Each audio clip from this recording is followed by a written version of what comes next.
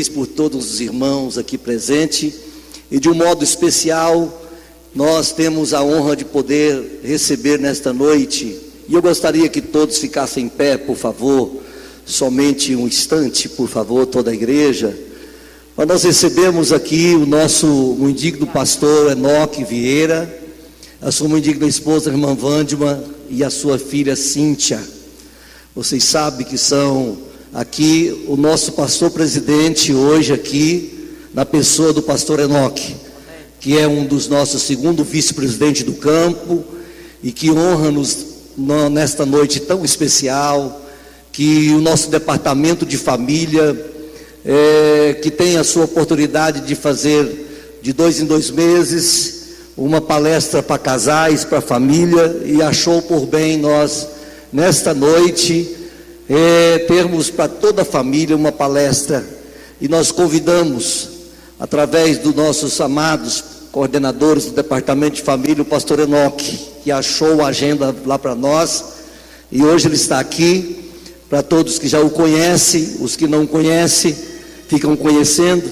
Ele é meu professor de teologia da ETAD, que me discipulou lá no interior, e ele teve Deus teve a bondade de poder nos dar também o privilégio de tê-lo na nossa família, que ele é o meu cunhado, né? Casado com a minha única irmã que eu tenho, a mais bonita irmã que eu tenho, né? A Vândima. E eu louvo a Deus pela vida deles, que tem sido um canal de bênção para a nossa vida. E eu sei que todos que aqui vieram nesta noite, vieram para ser ministrado, e eu sei que o seu coração está aberto. Eu queria que recebesse com uma calorosa salva de palmas. E de pé como nós encontramos, recebamos o pastor Enoque, assim como lhe convier-lhes a falar-nos nesta noite, no nome de Jesus. Obrigado, pastor. Meus irmãos, eu quero com muita alegria saudá-los e abraçá-los na doce e confortadora paz do Senhor Jesus. Agradecer aqui as bondosas palavras do pastor Valdir Alves Ferreira, que nos recebe aqui esta noite, para juntos celebrarmos ao Senhor como estamos fazendo, e também quedarmos-nos aos pés do Senhor como mestre da nossa vida. Abrimos a sua palavra, temos a nossa mente receptiva, nosso coração também aberto para ouvir a palavra do Senhor. Agradecer o departamento de família desta igreja, na pessoa do pastor Valdir, pastor Cosme Rodrigues, que me fez o convite mais diretamente, todos os irmãos, transmitir a todos a saudação do nosso presidente, bispo Aíde José do Carmo, a quem a gente tem toda a admiração e respeito, e é sob e debaixo da autoridade dele que nós exercemos nosso ministério na obra de Deus, e especificamente em Campinas, como um dos seus auxiliares já há 19 anos, como um dos seus vice-presidentes. Mas eu gostaria de pé, como já nos encontramos, por favor, que comigo você abrisse a sua Bíblia para o livro do general Josué. Inicialmente eu quero ler o capítulo 23 e o versículo de número 1, 2 e 3. E anunciarei outros versículos e pediria, inclusive, por obséquio, que os irmãos mantivessem a Bíblia aberta nesse endereço, porque nós vamos meditar, pensar, refletir a partir desse texto, ou desses textos que eu estarei lendo com os amados irmãos. Jesus assim, muito tempo, chamar a atenção para isso aqui, muito tempo havia se passado desde que o Senhor tinha dado a Israel repouso de todos os seus inimigos ao redor. Josué agora já era bem idoso, cabelos brancos. Ele chamou todo Israel e os seus anciãos, e os chefes de famílias, e os juízes e os oficiais do povo, e lhes disse: já estou bem velho, Vocês já viram tudo que o Senhor, seu Deus, fez com todas essas nações por causa de vocês, porque o Senhor, seu Deus, é o que lutou por vocês. Vira a página, o capítulo 24, versículo 1 e também o 2.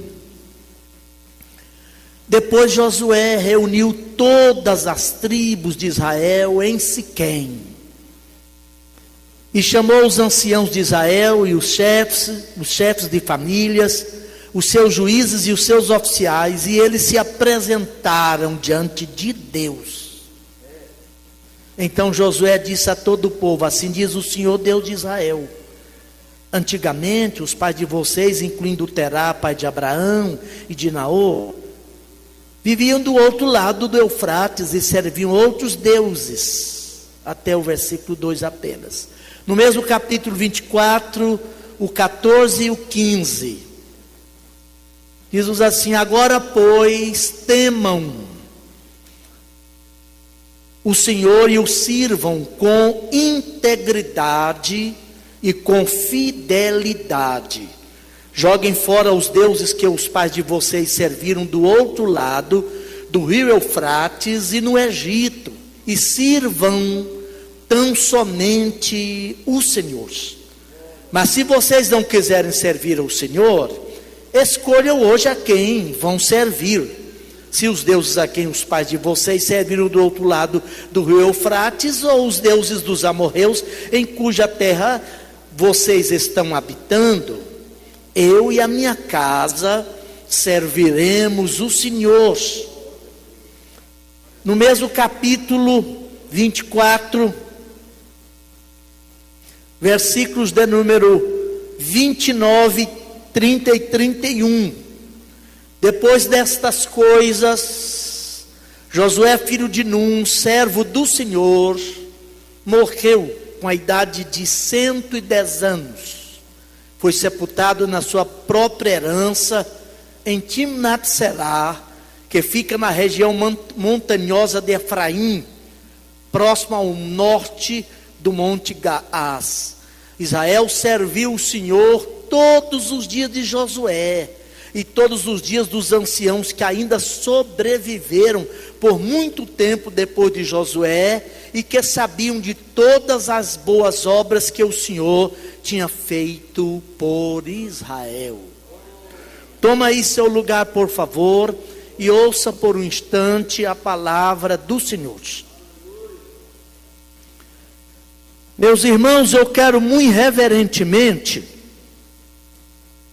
como sempre deve ser, a postura e a atitude de qualquer pessoa que usa a tribuna sagrada para ministrar a palavra de Deus ao povo de Deus, diante de Deus, chamar-vos a atenção para algumas verdades que eu quero compartilhar com os amados irmãos aqui, dentro da ideia que o pastor Cosme previamente, habilmente, antecipadamente me passou.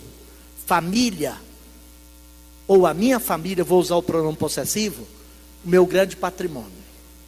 E eu agreguei a essa ideia, pastor Cosme Rodrigues, um outro pensamento: atenção, cuidado, sua família está em perigo. E eu tomo esses textos aqui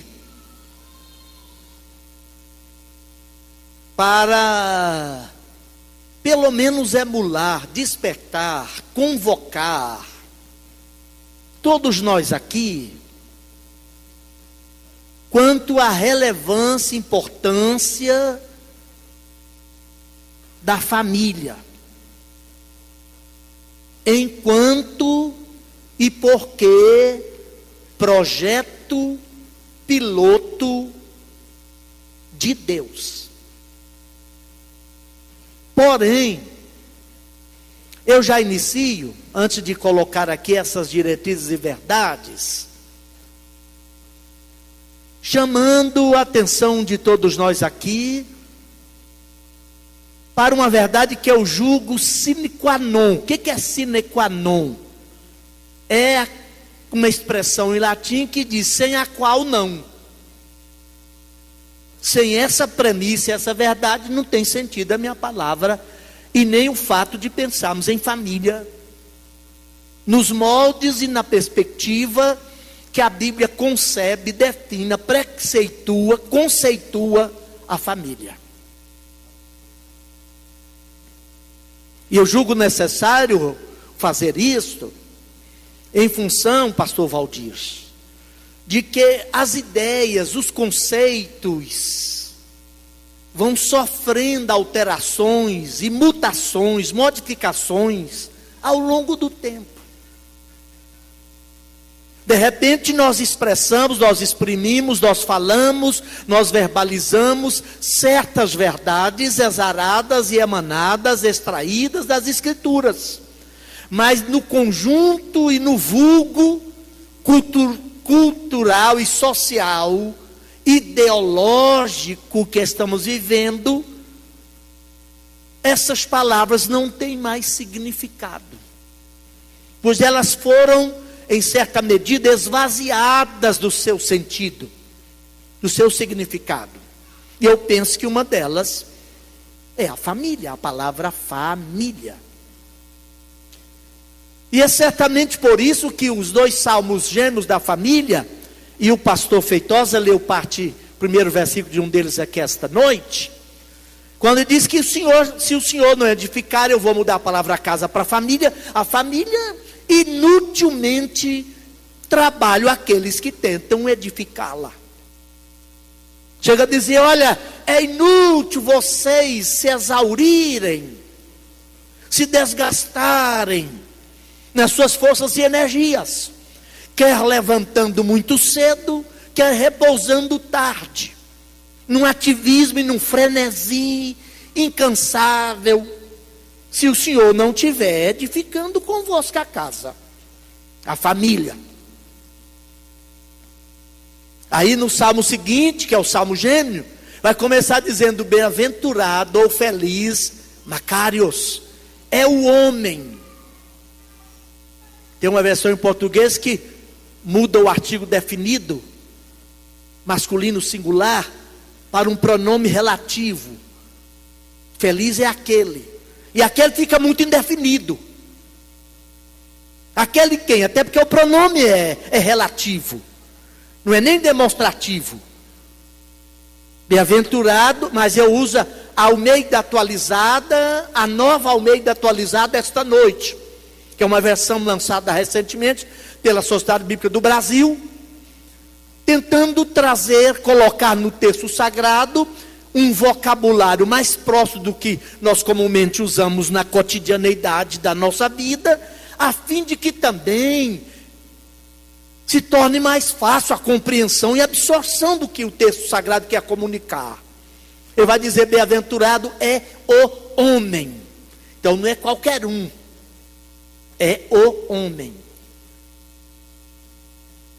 O que qualifica esse homem? Esse homem teme o Senhor. Ele não apenas teme o Senhor, ele anda, comporta, vive pela vida, pela jornada da existência, no caminho do Senhor. Ele teme, uma atitude de coração, de alma, que não se vê, não se fotografa, mas essa atitude de temor e de vida, e de temor a Deus, é expressada no modo como ele comporta e nos valores éticos, morais e espirituais que ele expressa na realidade da existência, porque ele anda nos seus caminhos.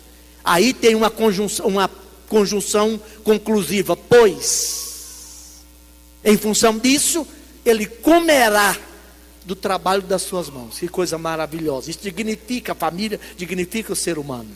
Pois ele comerá do trabalho das suas mãos. Feliz será. Outra vez repete lá, o bem-aventurado, que aventurado também é feliz. Feliz será. E eu gosto disso porque é uma expressão muito inclusiva. E tudo, não é alguma coisa, e tudo te irá bem. E eu introduzo aqui com esse texto, para voltar aqui aos textos, aos versículos lidos, para chamar-nos a atenção então. Família é o seu grande patrimônio? É o meu grande patrimônio? Família é o nosso grande patrimônio? A pergunta é, e você vai respondê-la de si para si mesmo, nas condições que você tiver de respondê-la de si para si mesmo, como eu já disse. Quanto você está fazendo para proteger essa família? Se ela é seu grande patrimônio, que proteção você dá a esse seu patrimônio? E aí, tomando essa expressão do temor do Senhor, e o modo como Josué convoca o povo de Deus aqui, eu tenho 4, 5 verdades e vou passá-las rapidamente, sem tomar muito tempo. Primeira delas, se você quiser proteger sua família, e ter os olhos fitos e focados nesse aviso, nesse sinal, nessa placa indicativa, atenção, cuidado, sua família está em perigo, você precisa, primeiro, aguçar a sua percepção espiritual, eu coloquei aqui, espiritual, social, a fim de proteger sua família das ideologias dessa nossa geração, do seu tempo, do nosso tempo, que estão trabalhando contra a família. E aí eu vou ser contundente aqui, com todo respeito a todos aqui, mas isso também, eu digo, também para mim, e me incluo. Nós nos tornamos muito ingênuos e romanticistas demais em relação à vida. Não estou falando aqui de amor romântico em relação à família, casamento.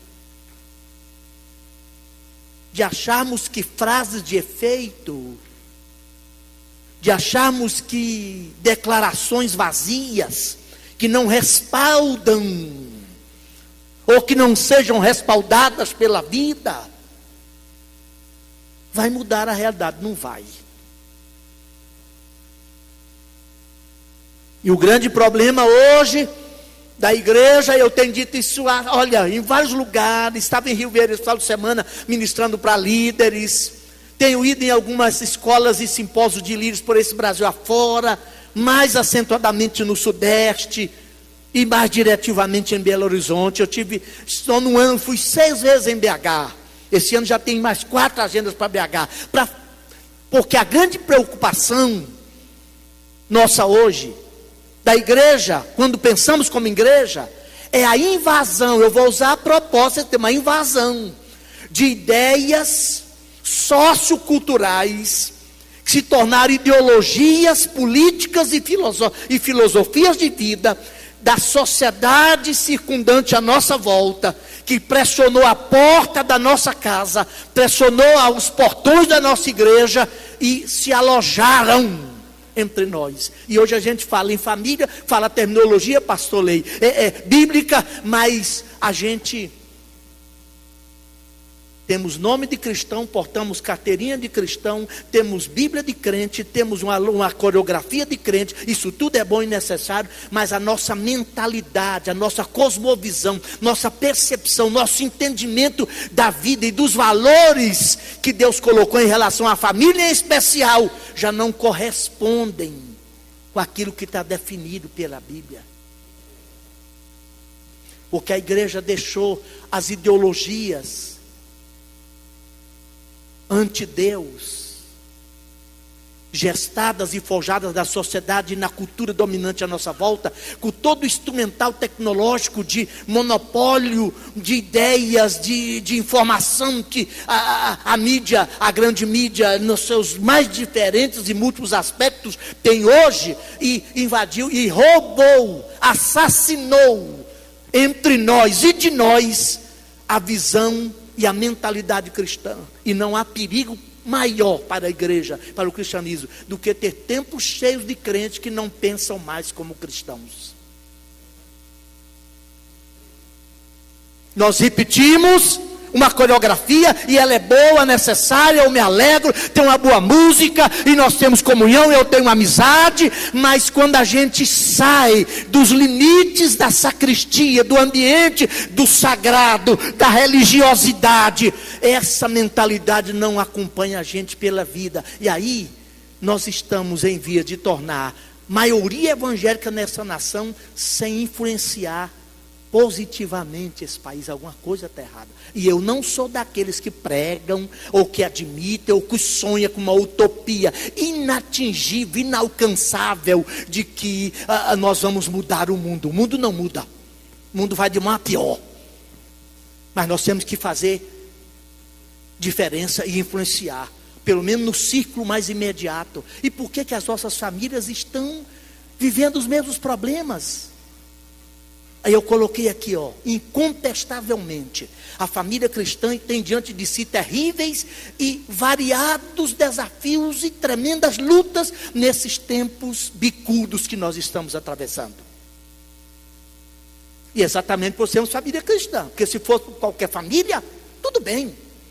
Aí fora, já nem se preocupa mais em ter um conceito de família padrão. Eles estão tentando construir padrões variados de família.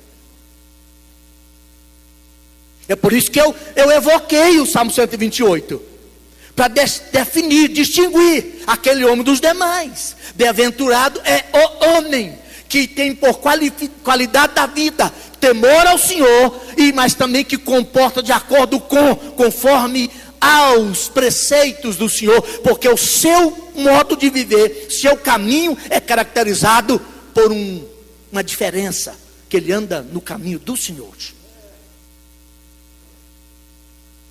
Tem mais, escute o que eu coloquei aqui, sem sombra de dúvida, o maior desafio que se coloca hoje às igrejas, ou às famílias da nossa igreja, é exatamente de permanecer sendo família cristã, edificada por Deus, feliz e abençoada pelo temor e o andar no caminho do Senhor, numa sociedade que se torna cada vez mais anticristã, e para não dizer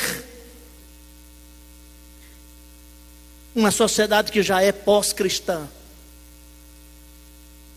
Ser cristão é ter a mente de Cristo, pensar como Cristo, ter a cosmovisão. O que é cosmovisão? Uma visão ampla do mundo e da vida, tal qual a visão do Evangelho.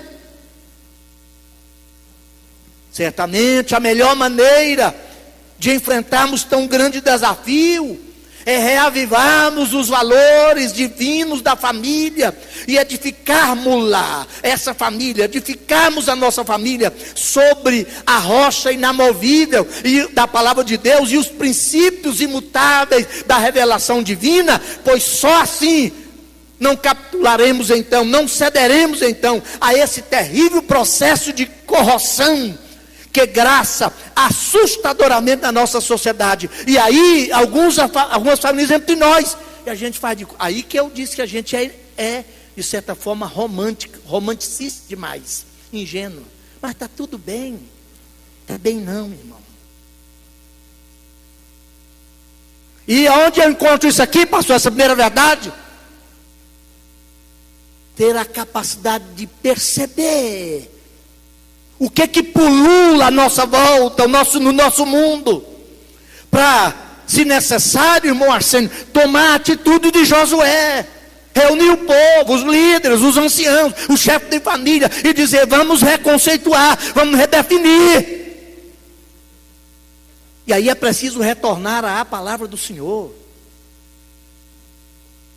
Segunda verdade, que eu acho que eu encontro nesses textos que nós lemos juntos e eu li com os amados irmãos aqui. É preciso responsável e pessoalmente romper com comportamentos e práticas adoecidas do passado. Hoje, na nossa conjuntura de reino de Deus, de mundo evangélico brasileiro, e eu não estou identificando denominação e nem muito menos indivíduo, está havendo muita adesão ao movimento evangélico e pouca conversão genuína. E onde não há conversão e apenas adesão a um novo grupo social com conotação e cara religiosa, com cara de Beneditino, Jesus, Maria, José, ainda que comportamento de crente, com coreografia de crente, com andar de crente e com vocabulário de crente, com música de crente, mas que não houve conversão nos porões do seu ser, não há mudança. Não há rompimento com um modo de viver, práticas imorais e comportamentos inadequados do passado. Vocês leram comigo? Eu até vou tirar aqui esse aparelhinho aqui e voltar lá. Eu pedi para vossas excelências manterem aberta aí a Bíblia nesse endereço bíblico. Diz que havia passado muito tempo. Capítulo 23, versículo 1. Muito tempo. E diz assim, olha, muito tempo desde que o Senhor tinha dado a Israel repouso de todos os seus inimigos ao redor.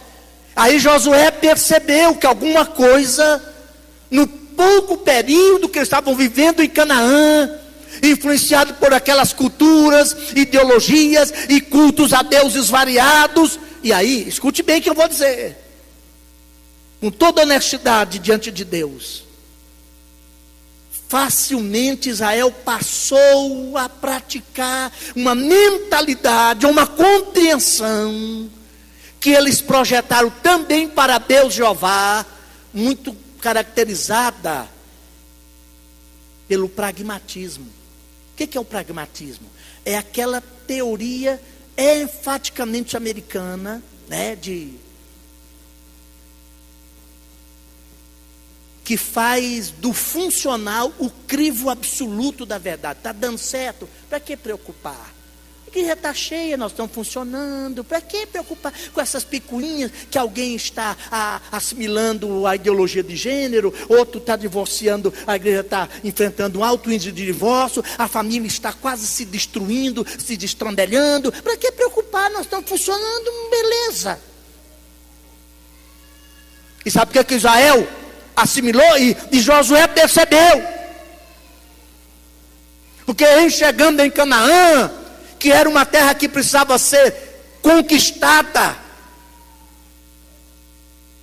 dominada, santificada, e isso implicava, pastor Cleonei, na necessidade de limpar aquela geração, de romper com comportamentos do passado. Deus ordenou que era para eliminar 7 nações cananéias. Parece tão absurdo, mas Deus é tão sábio e tão sapiente no seu propósito, que ele entendeu que se Israel não eliminasse aquela cultura e aquela nação adoeceria as vísceras espirituais e a religião e a alma cultural de Israel, e não haveria outra alternativa para Deus, como de fato aconteceu. E nós estamos estudando na escola dominical o livro de Ezequiel. A única alternativa para levar Israel de Deus foi levar Israel para o cativeiro, para purificá-lo, depois de 630 anos que Deus aguardou.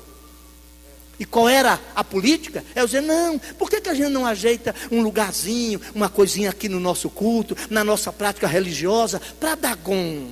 Dagon deve ser um Deus muito bom e muito que dá sucesso e traz dinheiro e prosperidade, porque os filisteus que moram aqui nas 5 cidades filisteias, que é Gaza, Ecrom, Asdod, Asquelon e Gat, está produzindo muita cevada e trigo. Deve ser o Dagon que está ajudando. Então vamos trazer Dagon para cá, vamos ajudar. Baal é o Deus cultuado para o prazer, o hedonismo, a lascívia sexual, junto com o Deus Azera. Então vamos trazer Baal para a nossa vida e a zerar também, que aí a gente consegue arrumar uma coisa mais bacana, mais de entretenimento, mais de diversão, mais de alegria, mais de expressão dos instintos carnais, enquanto a gente adora a Deus. Vamos trazer Baal para cá. Não é isso que está acontecendo hoje? É, infelizmente. Eu li um livro de John Piper, John Piper escreveu diversos livros em português. O Zé Neto vende ali. Pode procurar o Zé Neto que ele... Depois ele me dá aí o cachê, aí a publicidade. O título do livro é Deus é o Evangelho. E o Evangelho é Deus. Você já percebeu que ultimamente a gente nem fala muito no céu como recompensa da caminhada do cristão aqui, e nem falamos muito também em inferno como consequência da desobediência a Deus, porque a maioria dos crentes não quer ir para o céu não, porque lá só tem Deus e Deus já não agrada mais não. Lá só tem Deus, lá não tem as coisas, lá só tem Deus. E para que eu vou para lá? Deus já não me encanta. Se lá no céu só tem Jesus e só tem Deus, para que eu vou para lá? Percebe?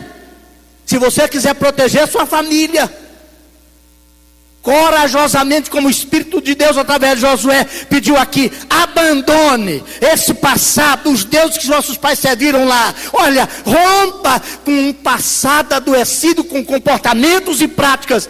Deixa eu dizer para você, na autoridade do Espírito de Deus aqui essa noite, peça ao Espírito de Deus para descer nos porões do seu ser e promover uma mudança de regeneração no âmago da sua alma, e converta-se.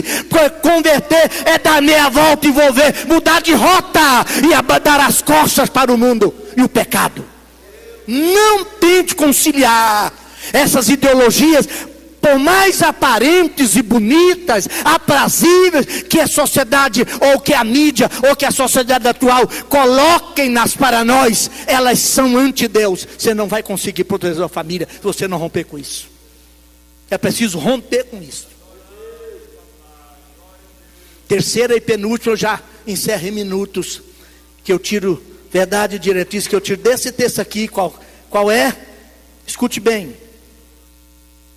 Se você quiser efetivamente proteger sua família, até por causa da percepção, e entender essa percepção do que pulula e domina a nossa sociedade em termos de valores, e sutilmente eu vivo nessa sociedade, você também, e porque vivemos lá, sutilmente essa sociedade vai alterando princípios e valores e ideias nossas. Eu preciso então converter-me de fato, vir para Deus, porque uma coisa puxa a outra. E a terceira, quando eu conseguir enxergar essas duas primeiras verdades, irmão César, eu estou apto para praticar a terceira, que é o seguinte: aprenda a agir melhor preventivamente. Não espere o problema acontecer, antecipe-se a ele. Eu já ministrei em alguns lugares desse país aí, algumas palestras para casais, para pais, e eu tenho lá uma boa bibliografia, uma relação de livros, escrito por psicólogos, psicopedagogos, pastores, e gente que lida com problema de ser humano, como eu e você. E eu tenho ministrado algumas palestras sobre orientação de pais e a criação de filhos adolescentes. Por descuidarmos da percepção, a gente convive, porque é muito familiar a casa, o lar, a gente acostumou. A gente não percebe antecipadamente quando o mal começa a se instalar. Aí eu lembro da frase de Santo Agostinho, pastor Feitosa, que disse que o mal é como um viajante. Ele passa a nossa porta, faz questão de chamar a nossa atenção, depois ele bate a porta como um visitante, nós abrimos-lhe a porta de repente, depois ele entra como convidado e em pouco tempo se instala como dono da casa.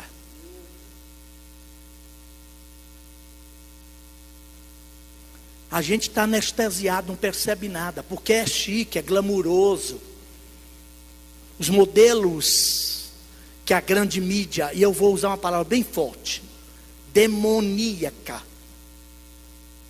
inspirada por espíritos malévolos do interno, tem construído e vendido para o seu filho, que está transigindo da segunda infância para a puberdade, da puberdade para a adolescência, são modelos que estão distantes do modelo da Bíblia. Só que a gente não percebe, quando o garoto fica a noite inteira lá, vendo sabe-se lá o que, no computador do quarto. A gente não percebe a atitude dele quando ele quer insistentemente ir dormir todo feriado, todo final de semana, na casa do mesmo amiguinho. Aí ele está com o processo de formação da sexualidade em ebulição. Ele não tem controle hormonal sobre isso. E aí a gente não percebe nada. E não é preventivo como Josué. Ele olhou lá na frente, deu uma cheirada na corda e falou: se eu quero proteger a minha família, eu tenho que agir antecipadamente, antes que o mal se instale. Porque depois que foi a vaca com a corda e tudo pro brejo, vai dar mais trabalho, ó. Eu digo isso com certa base. Certa base não minha. Desse material que eu tenho lido. De que isso tudo é um aprendizado. Por isso que eu li o verso. Passado muito tempo. A gente vem para Jesus e precisa vir. Estamos salvos nele. Redimidos por ele. Mas enquanto salvos, a gente está numa jornada, numa caminhada, para chegar a um finalmente, a um então lá na frente. O grave perigo é que entre o então, aliás, entre o agora e o então lá na frente, existe sempre o enquanto. E é no enquanto que o tempo acontece e no tempo a gente se perde. É claro que ficando atento e vigiando o cabrunco, o capiroto, o fedorento, o fedido aí fora, e já leva alguns. E se a gente ficar chupando o dedo e dormindo no ponto? Tem muitos pais que não protegem a família, que está dormindo no ponto.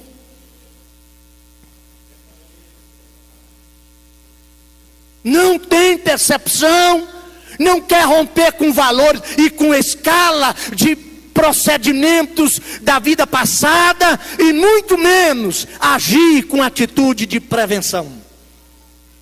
Josué olhou o horizonte e percebeu que algo terrível estava se pronunciando. Ele falou: então eu vou reunir o povo. E aí ele fez 3 coisas básicas aqui. Eu passo a quarta e encerro como conclusão. Primeiro, ele dá uma olhada retrospectiva. E deixa eu dizer, nesse aspecto, família é tudo ou é nada. O nosso mundo materialista, permissivista, hedonista, não tem tempo para explicar dar esses conceitos aqui, que é a voga dessa sociedade maldita que controla os instintos e faz do homem apenas um escravo dos seus instintos e não no uso da sua razão. E muito menos, se já não usa adequadamente a razão, muito menos os recursos espirituais. Está distante. Essa sociedade, com essas qualidades, essas expressões todas, labora, trabalha, no sentido de fazer morrer em nós a capacidade de nos reagirmos a isso tudo aí. Aí a gente se acomoda, ocupado demais. O ter já suplantou em muito ser. Aí o ter, que não resulta do ser, está adoecendo. Aquilo que é bom pode tornar-se mal. Tudo aquilo de bom que Deus nos dá, em todas as áreas da nossa vida, precisa ser inteligentemente e reverentemente utilizado por nós como dádivas de Deus. Mas aí a gente perdeu essa falta, essa capacidade essa percepção. Eu coloquei aqui, olha, Agir preventivamente vai exigir de nós que nós demos uma olhada retrospectiva, como José falou aqui. No capítulo 23 ele vai tomar toda a história. E ele vai lá na Baixa Mesopotâmia para lembrar o resgate de Deus, o chamado de Deus para Abraão. Sabe o que está acontecendo? Você é um indivíduo e Deus respeita você como indivíduo, mas não deixa o fato de você ser um indivíduo se tornar individualismo. Porque se você não tiver um laço, uma origem histórica que te traz do ontem, você não terá amanhã. Porque a estrada que leva para o futuro foi ontem. E tem gente que rompeu totalmente os laços com a sua história, não tem mais história. Saiu do oco, caiu do planeta Marte e acha que saiu do oco da taboca. Não respeita mais essa história, não tem saga, não tem caminhada, não tem sangue, suor e lágrimas. E família tem história, família tem saga, família tem sangue, suor e lágrimas. E nesse aspecto de agir preventivamente, tem outro dado aqui, que tem a ver com a capacidade também de entender o momento. É o que está no versículo 14 do 24. Agora, esse aqui é um advérbio de tempo. Ou pode ser também uma conjunção conclusiva. Agora, em função do que eu falei, e agora nesse momento, chega o tempo de tomar uma decisão. Como que dizendo, a gente só vai proteger a família, agindo preventivamente, se a gente chamar para si a responsabilidade. Ele falou, agora, como quer dizer, vocês estão adiando demais esse negócio. Tem uma história no passado aí. Deus já fez muito. Tirou vossos pais de lá. Foi lá no Egito e vos resgatou. Operou milagre. Trouxe vocês para a terra. Colocou-os aqui. Mas, com quanto esse passado tem o seu valor, a questão é com agora. O que você está fazendo com o seu agora? O que você está fazendo com o seu presente? Como filho, como pai, como mãe, como chefe de família. O que você está fazendo com o seu agora? Sem valorizar o agora, não haverá o amanhã. E aí, eu passo a quarta colocação aqui, para encerrar. Que está bem aqui no versículo 14 e também no 15. Aprenda, até por ter percepção aguçada do que está acontecendo à sua volta, em termos de a nossa volta, termos percepção aguçada do que está acontecendo à nossa volta, até por termos essa decisão, por sermos diferentes de lá, de rompermos com esse passado tenebroso, que está pedindo aqui, deixa os deuses para lá, vocês vieram de lá, rompam com isso, queime as pontes com isso. E até pelo fato de agirmos preventivamente, é preciso a gente fazer o que colocou aqui, ó. Primeiro, ele falou, joguem fora. Está aí no versículo 14, a parte B do versículo. Mas no final do versículo, joguem fora os deuses que os pais de vocês serviram do outro lado do rio Eufrates. E também serviram lá no Egito. O que está dizendo aqui? É pai, tem uma história de família aí. E ninguém se desvencilha da história de família, não. É os vossos pais. O pronome aí é possessivo da segunda pessoa do plural. Não negue essa herança, não. O pai é de vocês. Pai, o filho é seu. Quem pariu Mateus é quem um embale. Hoje uma cultura maldita. O cara não quer assumir mais nada, porque o governo assumiu tudo, né? Quinta-feira da semana antepassada, foi, amor? Ou da passada, uma senhora saltou lá, do 11º andar, assim, em frente à nossa sacada. Depois eu estava conversando com as pessoas, e meu filho, que está fazendo teologia, tem uma cabeça muito mais arguta do que a minha hoje, em termos de percepção, de avaliação. Ele diz, pai, o grande problema, até porque ele fez sociologia, quase terminou, embora não tenha não tenha concluído, é que as pessoas hoje não se importam. Eu moro ali naquele condomínio, o pastor Valdir morou lá. Eu mal sei o nome da minha vizinha do lado. Hoje a gente vê, por exemplo, um marmanjo espancando um bebê, ou espancando uma criança, um homem alterado espancando a esposa, e olha, não vou longe não, vou citar um exemplo aqui, uai. O elemento meliante que matou a serva de Deus, a mãe do Adelino, foi fotografado e gravado andando nu, 7 quilômetros, não tem um carro para parar. Foi bonito, gravou, botou nas redes, o cara andando pelado com a faca na mão, e não teve alguém. Porque hoje, o próprio Estado, no afã de fazer tudo por nós, daqui a pouco o Estado vai fazer lei, especialmente STF aí, para dizer que cor de meia que eu tenho que calçar. Isso é uma desgraça. Tirou de nós a iniciativa, a liberdade de iniciativa. Aí hoje, até para você ajudar alguém, a lei te enquadra. A mulher morando sozinha, certamente esquizofrenizada, extremamente deprimida, e uma irmã aí tentou ficar com ela 1h15 no telefone para evitar, e ela que chamou o bombeiro, mas de repente ela se matou, menos de 40 anos. Sabe por quê? Porque hoje ninguém se importa mais. Esse estado ideológico maldito aí de 30 anos atrás botou na sua cabeça que o Estado é que faz tudo por você. Até para você dar palmada do seu filho agora, para educar seu filho, para trazê-lo para perto de Deus, ou para perto de você, e ensinar alguma coisa de bom para ele. A lei, o presidente sindicalista lá do passado mandou, no apagar da luz do mandato dele, um projeto de lei para o Congresso, e foi aprovado, proibindo a palmada.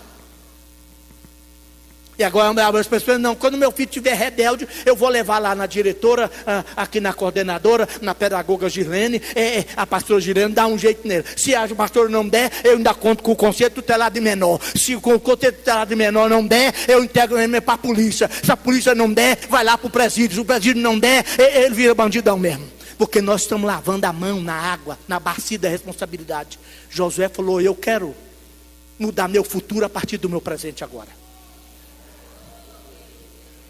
Ele disse assim, olha, agora, vocês precisam retornar, primeiro, ao temor do Senhor, temam o Senhor e o sirva. Eu quero chamar atenção para dois adjetivos aqui, ou 2 palavras que qualificam aqui. Servi-lo como?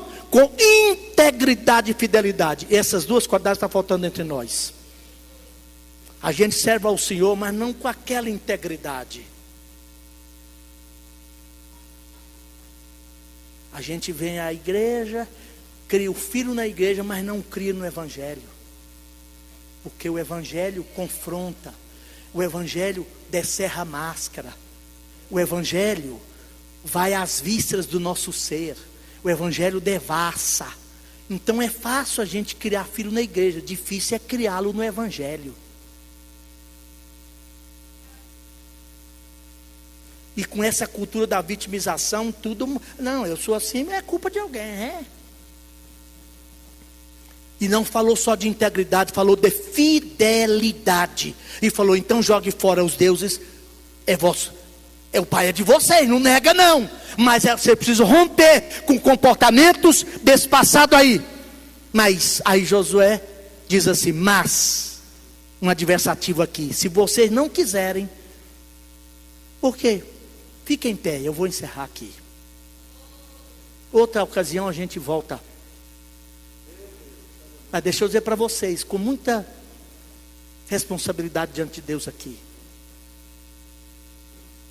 O grande problema está na nossa falta de compreender esse verbo aqui, ó. Mas se vocês não quiserem. E nós imaginamos, eu não sou contra as campanhas. Sou delas, sou abençoado por elas. Eu participo delas, eu prego nelas. Mas que é resultado dessa cultura dos outros fazer para a gente. A gente acha, não, eu vou repetir umas frases de efeito aqui, uns 3 glória a Deus, e vem um pastor aqui com um pozinho branco na manga do paletó, e ele vai esparramar a reza na minha cara, e fazer um reteté perto de mim, e um lenga-lenga, e está tudo resolvido. Não vai estar não, é caminhada, coisa vem de tempo. Passou-se muito tempo. E a gente gostaria que fosse assim, que Deus trabalhasse na escola de David Copperfield, que não fosse Deus, fosse um mágico, que ele fizesse, esfregasse a lâmpada de vez em quando e fizesse um abracadabra e tudo se resolvesse. E a fé não funciona desse jeito. Fé é caminhada, é crescimento, é compromisso, é integridade, é fidelidade. Ele diz assim: mas se contudo vocês não quiserem servir ao Senhor, eu até admito que se o desejo de vocês for esse, escolham vocês mesmos a quem querem servir. Aí tem uma adversativa muito forte aqui. Porém eu, olha como é que é. Qual é a quarta verdade, a conclusão aqui?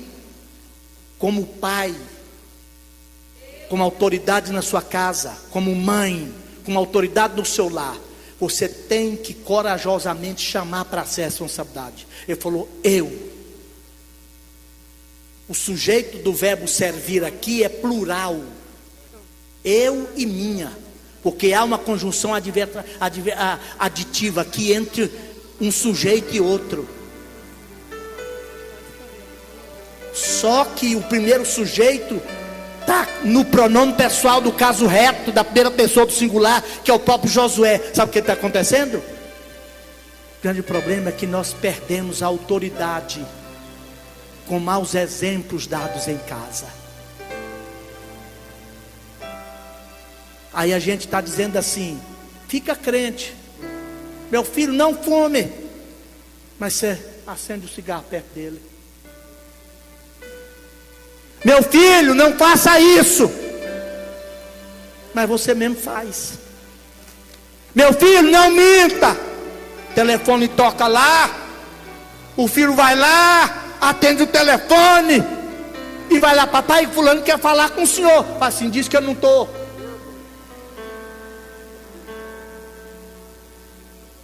Está percebendo? Que a gente não pensa nas pequenas palavras. Ele falou assim: eu, primeiramente é eu.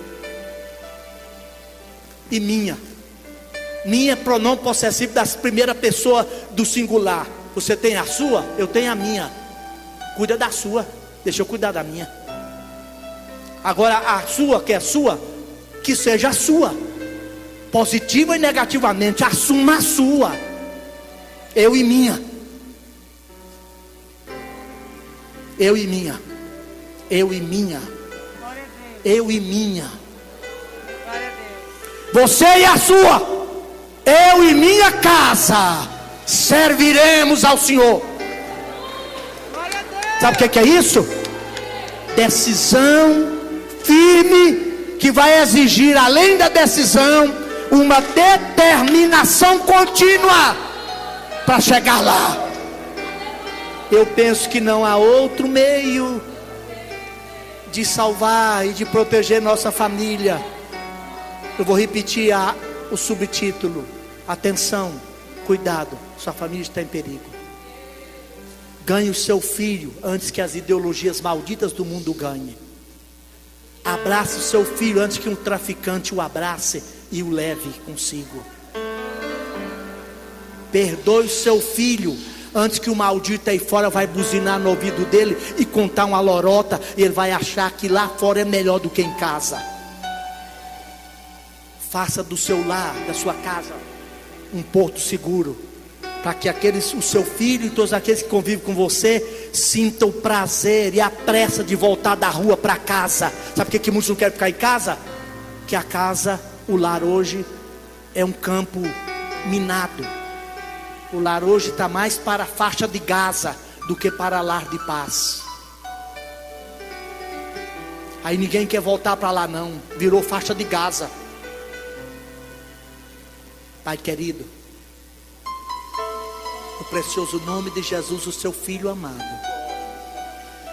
nós tivemos aqui nessa quase uma hora, e nós quisemos, Pai Santo, deixar nosso coração, nossa mente, nossa vida diante do seu altar, mas sobretudo sobre a perscrutação e o escrutínio da sua palavra, pela agência e poder do seu Espírito Santo, e sempre nos incomoda, é verdade, Pai. Pois nós olhamos para a sua palavra tal qual um espelho de alta definição, e ela demonstra que nós estamos longe do ideal. Domene, sanau egep no eveni, do enacni de repno. Aleluia! Espírito de Deus, sobretudo nesta noite e nesses dias tumultuados que estamos vivendo, dê-nos graça, Pai. Abre os nossos olhos espirituais e dê-nos percepção, Pai, para não irmos no canto da sereia e no embalo maldito do hedonismo permissivista dessa sociedade que está tragando, que está devorando a felicidade de muitos lares e muitas casas. Deus, por mais árduo que possa parecer a convocação que temos da parte do Evangelho, ainda nos renunciarmos e mantemos o nosso velho homem com todos os seus instintos carnais dependurado e crucificado na cruz. Lá na cruz. Espírito de Deus, toma causas de lares aqui representados esta noite, Pai. Do tem servos teus aqui esta noite, representando famílias aqui nesta reunião, que já está prestes a desistir, Pai. Aleluia. Mas nós estamos depositando essas causas diante do Senhor aqui esta noite. Não desista, Pai, por favor, dá força a esse pai, dá força a essa mãe, restaura esses relacionamentos, Pai, em nome de Jesus. Satanás, o arqui-inimigo do Senhor e da igreja, não pode continuar logrando êxito e levando vantagem sobre nós, pois ele está repreendido e derrotado no poder do nome de Jesus Cristo, e nós vamos pisá-lo e nós vamos suplantá-lo no poder do nome de Jesus Cristo.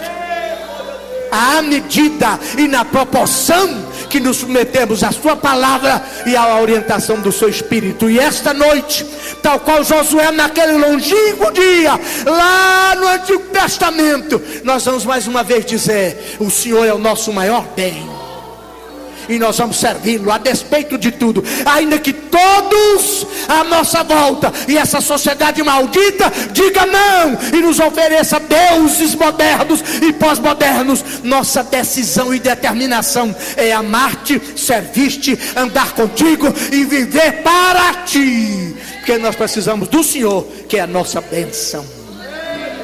Obrigado, Pai. Gente, muito obrigado. Tome o seu lugar. Se eu passei do horário, me perdoe. Graças a Deus.